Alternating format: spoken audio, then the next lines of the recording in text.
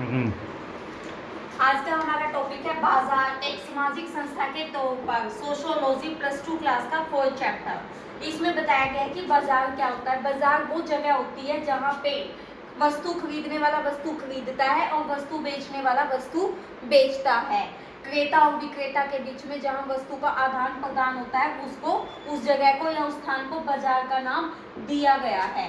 ठीक है। Adam Smith ने सबसे पहले बाजार शब्द के बारे में बताया था अपनी पुस्तक में वेल्थ ऑफ नेशंस में।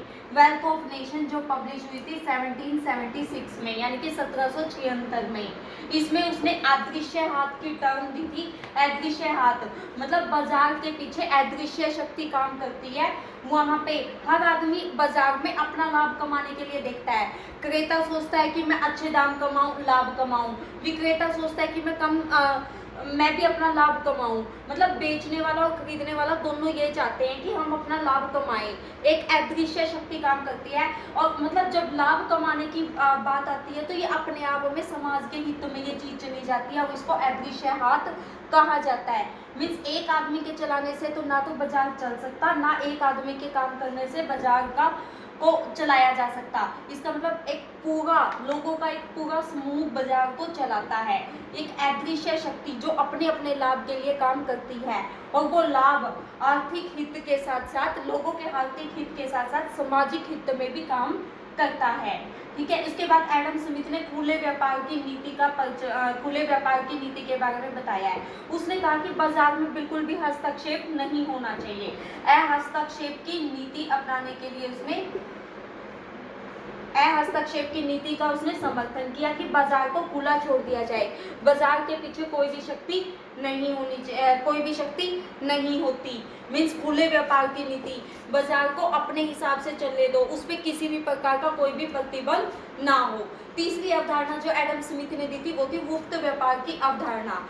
मुक्त व्यापार मीन्स किसी भी तरह का कोई प्रतिबंध ना हो, आयात हो निर्यात हो, किसी भी तरह का कोई प्रतिबंध ना हो, उसको मुक्त व्यापार की अवधारणा कहा जाता है। ये एडम स्मिथ ने बताया था अपनी पुस्तक वेल्थ ऑफ नेशंस 1776 में जो पब्लिश हुई थी।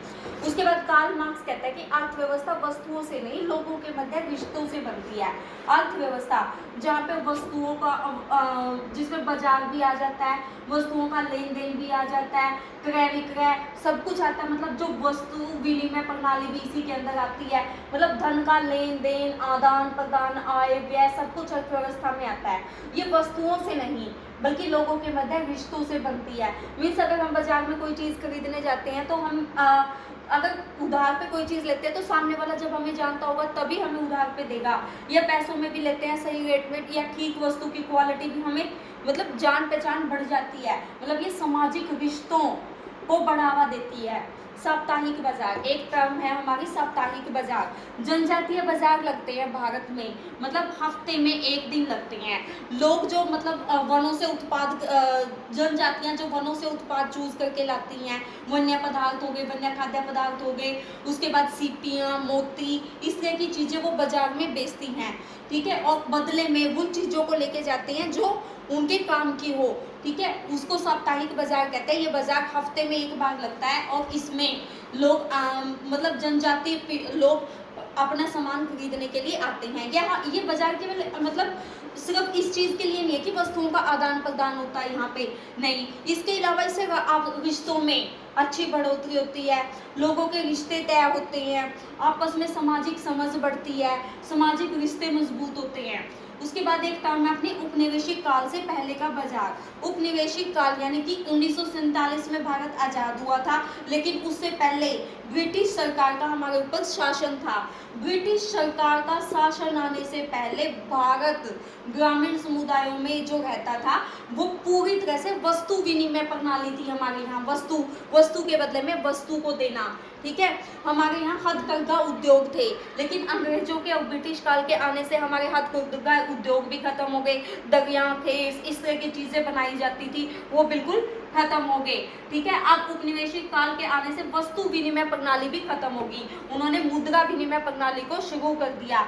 एक चीज हो, जजमानी प्रथा भी खत्म होगी। जजमानी प्रथा मीन्स पूरे साल हमारे घर पे किसने काम किया उसको बदले में किसान क्या करता था, अनाज दे देता था कि हाँ तुमने मेरे पूरे साल ये काम किया मेरे घर पे, इसके बदले में वो उसको खाने के लिए अनाज दे देता था जब उसके फसल आती थी, और वो बदले में पूरा साल उनको काम देते थे। ठीक है, इस तरह से मतलब वो भी खत्म होगी। उसके बाद पारंपरिक व्यापारिक समुदाय। देखो, पारंपरिक व्यापारिक समुदाय वो समुदाय जो परंपरा के तौर पे शुरू दिन से ही मतलब जन्म से ही व्यापार का काम करते हैं। वर्ण व्यवस्था के अकॉर्डिंग तो वो वैश्य हैं। वर्ण व्यवस्था के अकॉर्डिंग देखा जाए तो वो वैश्य हो गए। बनिया समुदाय कहा जाता है, उत्तरी भारत में इसको बनिया समुदाय के नाम से जाना जाता है।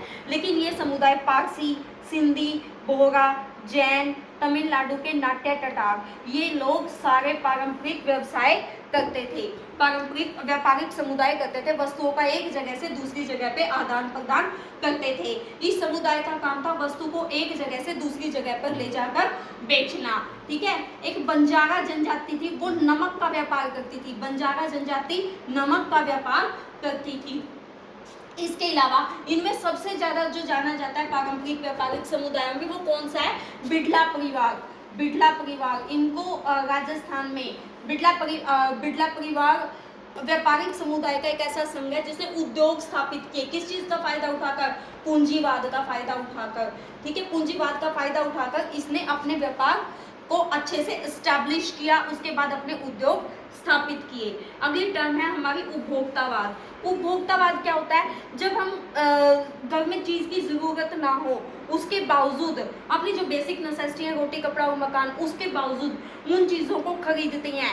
जैसे घर में एक टीवी से काम चल रहा है लेकिन फिर भी नहीं दूसरा टीवी खरीद लेना, उपभोक्तावाद। मतलब जब हम दिखावे के लिए किसी चीज का यूज करते हैं उसको उपभोक्तावाद कहते हैं। कूलर एक होते हुए काम चल रहा है लेकिन दूसरा खरीद लेते हैं। फ्रिज एक होते हुए काम चल रहा है लेकिन दूसरा खरीद लेते हैं। मतलब दूसरों की देखा देखी सामान को जब हम खरीदते हैं तो उसको उपभोक्तावाद कहते हैं। ये पूंजीवाद का परिणाम होती है। पूंजीवाद के बारे में सबसे पहले हमें कार्ल मार्क्स ने बताया था। किसने बताया था, कार्ल मार्क्स ने। पूंजीवाद के बारे में बताया गया था कि पूंजीवाद से पूरा समाज दो वर्गों में बढ़ जाता है। एक है पूंजीपति वर्ग, दूसरा है मजदूर वर्ग।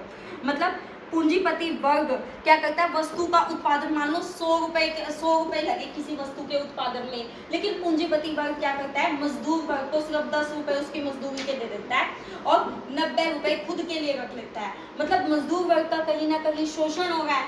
पूंजीपति वर्ग ने 90 रुपए अपने लिए रख लिए। अगर वो 50 रुपए मजदूर वर्ग को देता और 50 खुद के लिए रखता तो इससे शोषण नहीं होता और ये पूंजीवाद की टर्म।